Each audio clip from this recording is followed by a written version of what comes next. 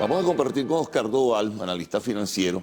La agenda, Oscar, es muy abierta, ¿no? de temas que pudiéramos tocar, pero vamos a centrarnos en los temas económicos, en la medida del tiempo también, por supuesto, en el tema financiero. En términos generales, lo conversábamos un poquito antes, ¿no? Uno siente que hay un país paralizado, que se toman unas decisiones, luego se retrasan, se da marcha atrás. Hay decisiones que son, bueno, sencillamente necesarias para poder estimular a la economía venezolana, pero no se terminan de tomar. Entonces uno siente que hay algo muy pesado y que no termina de avanzar el país. O sea, ¿qué interpretaciones darías tú a todo esto? Carlos, qué buena observación y como tú decías, lo veníamos conversando. La sensación que tenemos todas las personas, no solamente los que hacemos análisis económico-financiero, sino los que vivimos en Venezuela, es una sensación de estancamiento. Es como si de alguna manera durante el año 21 y 22 viviéramos algo de activación económica, quizás superficial, quizás comercial, pero algo de activación. Y de repente el último trimestre del año pasado y este primer trimestre del año, lo que hemos visto es que hay una especie de no movimiento, como tú mencionas, de no movimiento de ninguna naturaleza. A ver, para ver esto hay que verlo desde ópticas, diría yo, Carlos. Desde el punto de vista macroeconómico, ciertamente el gobierno está buscando estabilizar variables, como ya sabemos, como puede ser inflación y devaluación. Inflación y devaluación que además fue una calamidad en los años pasados, del 16 al 19, y que arrasaron con la economía nacional.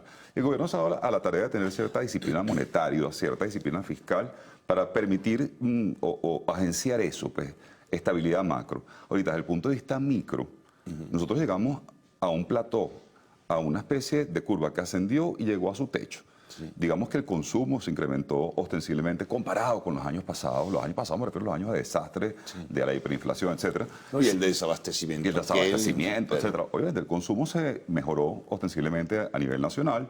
No estábamos viviendo el año pasado la época que vivimos el 2018, donde la gente se colocaba en torno a basureros, a buscar basura para poder comer. No, estamos hablando de otra historia diferente desde el punto de vista microeconómico o temas de consumo.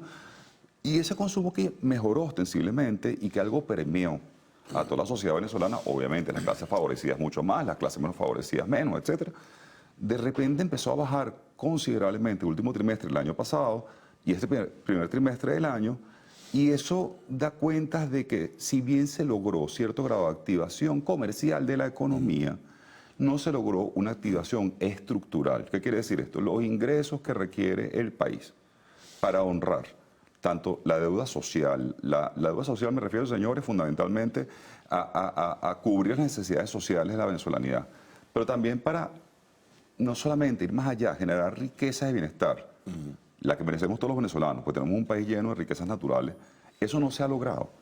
Pero fíjate, hubo algunas cosas, Oscar, que comenzaron a marcar lo que algunos dieron en llamar luego, desde el pasado año, el frenazo.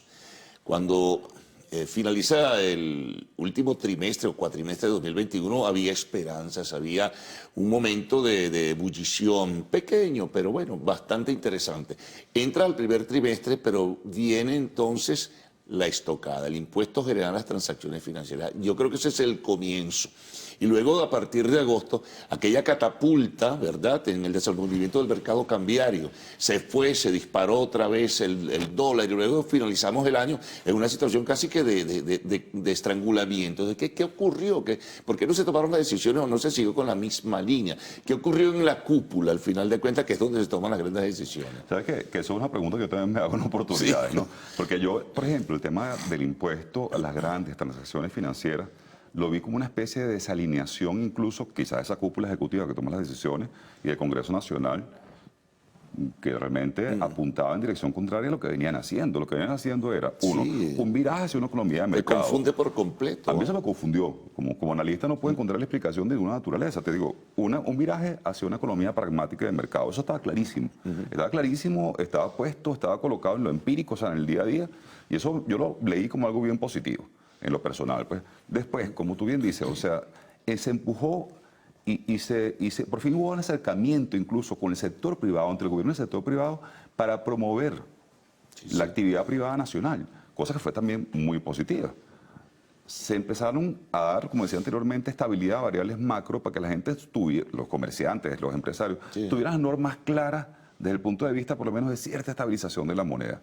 Pero dos errores estructurales. Uno, el IGTF, nunca lo entendí. Eso más bien fue, tú sabes, un matapasiones, una ley matapasiones que lo que hacía era desestimular que la gente no solamente comerciara libremente, sino comerciara en blanco, que no pasara una economía en negro, evasiva, informal, etcétera.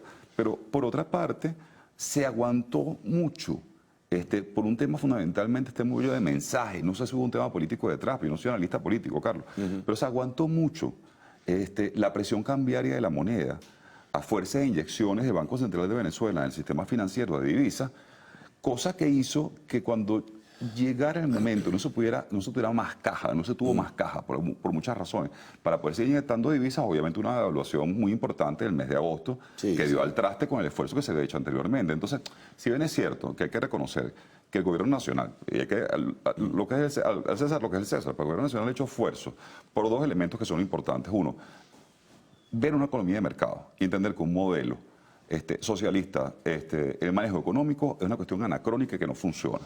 O sea, tú puedes tener un gobierno socialista desde el punto de vista político y ser bien pragmático y de mercado desde el punto de vista económico. Ejemplos hay, el más emblemático es el chino, ¿no? Pero sin duda. O el vietnamita. Bueno, y vente más cerca, ahí los tienen los países escandinavos. Por constitución, los países escandinavos son socialistas. Pero son países que llevan su economía como una economía de mercado. Yo no entiendo mucho qué fue lo que... A ver, si se entiende.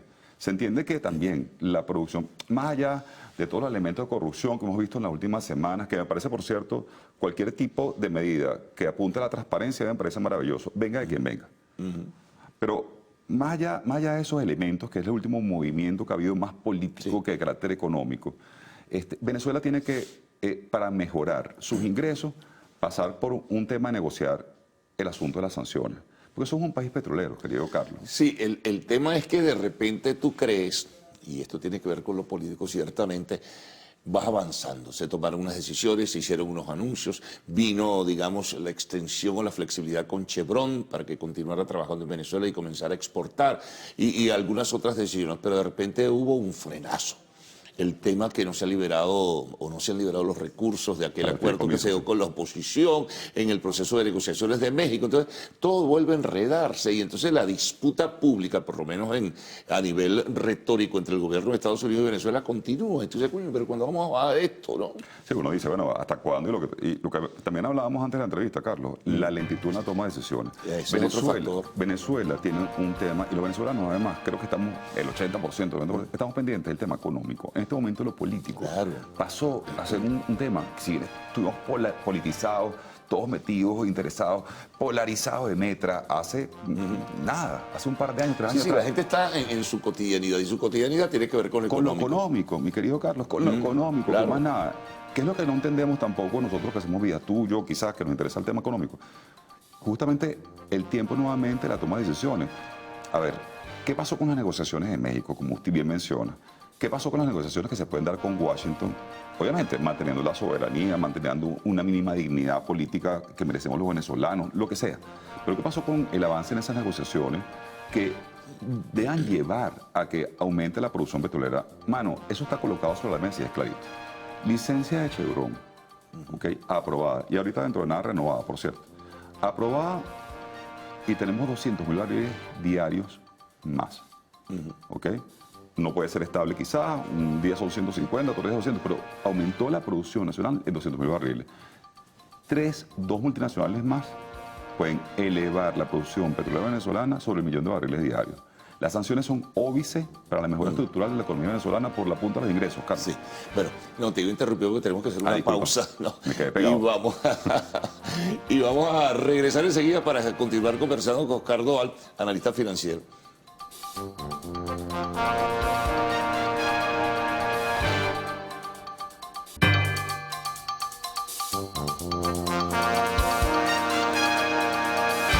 Bueno, seguimos con Oscar Doval, analista financiero. Sí, bueno, hicimos un buen compendio, Oscar, de las cosas, ¿no? De qué ha pasado, por qué se ha detenido el tema económico, el tema financiero, lo tocamos someramente, podemos meternos un poquito más a fondo, el tema político, pero, oye, todo está muy lento.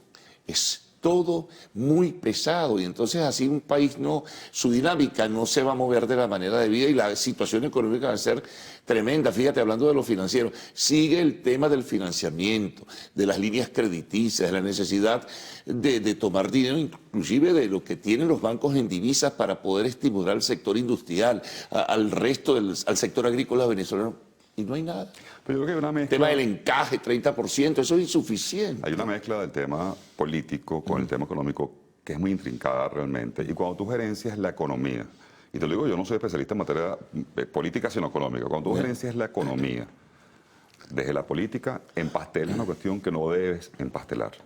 Y te insisto, más cuando la ciudadanía venezolana te dice, señor gobernante, señor político, señor oficialista, señor de oposición, no me interesa más el tema político. Yo lo que quiero es que me ayuden a arreglar mi tema económico. Y eso pasa definitivamente porque la economía del país se estructure con vista a eso, a lo que requiere la ciudadanía. Y tenemos un tema clarísimo, Carlos. La punta del ingreso en Venezuela está limitada. No podemos negar que Venezuela es un país petrolero y que además no tenemos por qué deleznar de ello, me parece positivo que lo seamos. Y nosotros hemos dependido del petróleo como gran industria activadora de la economía nacional a lo largo de 80, 90 años de nuestra historia. Sí. No hay otra manera de salir de la crisis económica actual que no sea reactivando la industria petrolera, porque esperar una diversificación económica. Es un discurso muy... Es una retórica. Eso de sembrar el petróleo parece suena muy bello, pero eso todavía no tenemos tiempo para eso. Mano, dicho sencillo. Para ti la industria petrolera requiere una punta de inversión muy importante.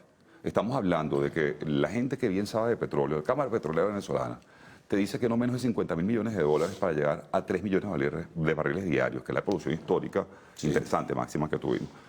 Si tú necesitas $50.000 millones, eso no lo vamos a conseguir en las arcas del país ni que nos pongamos de cabeza. No. Eso requerimos inversión extranjera. Y para eso hace falta nuevamente, y voy a insistir en el tema de las sanciones, porque vengo haciendo lo personal, casi que una campaña, no política, sino que las sanciones no nos ayudan en nada.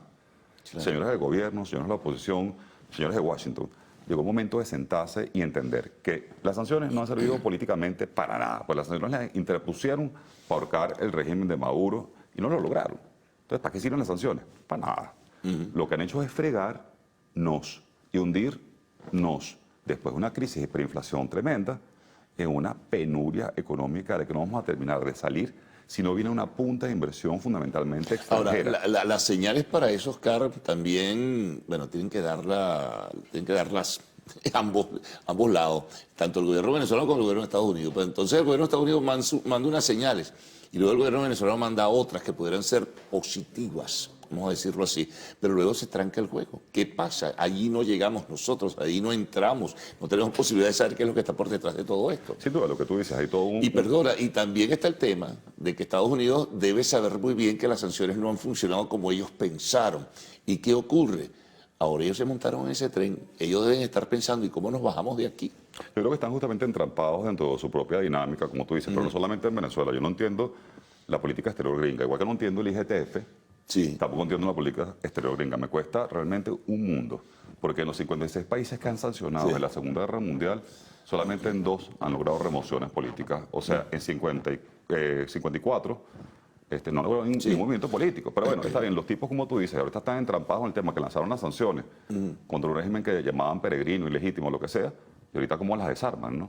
Pero lo que es cierto, y si bien es cierto también, como tú mencionas, que uno no sabe qué se está moviendo detrás de escena, desde el punto de vista de negociación, porque eso uno no llega para allá. Pues. Claro.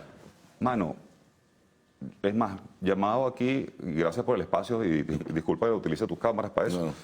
Señores del gobierno, señores de oposición, señores de Washington, ustedes están fregando a la venezolanidad y a la economía de Venezuela. No están fregando al gobierno, no están fregando a nadie. Si nosotros realmente no vamos por la labor, tú y yo como venezolanos a pie, hermano, los gremios, de empezar a decir, las sanciones nos están fregando a todos. ¿Por qué razón? En la medida, para que la gente entienda, que se aligere, que sea una licencia sobre una orden ejecutiva de las sanciones. Sí.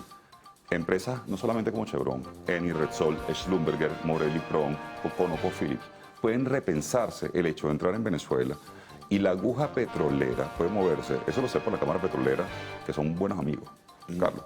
La aguja petrolera puede moverse en un término mayor de 2 años. Con mucha seguridad jurídica, eso sí, con certeza. Claro, no solamente son las sanciones, claro. hay que, para aligerar las sanciones, Claro. revisar la ley de inversiones que debe apuntar más a la seguridad jurídica, estoy de acuerdo plenamente contigo, garantizar financieramente que la gente tenga canales y salidas para repatriar los dividendos que se producen en Venezuela.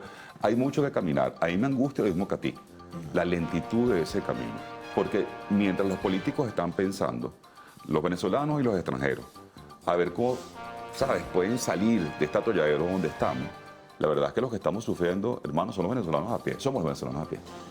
Oscar, muchas gracias por haber Gracias estado a ti y por la haberte oportunidad. paseado y haber conversado y compartido con nosotros y bueno, y realizar una serie de reflexiones que quedan allí, ¿no? Para que la gente también piense sobre lo que has dicho y sobre lo que pudiera ser una salida, una alternativa para comenzar a desmontar las dificultades que tiene Venezuela.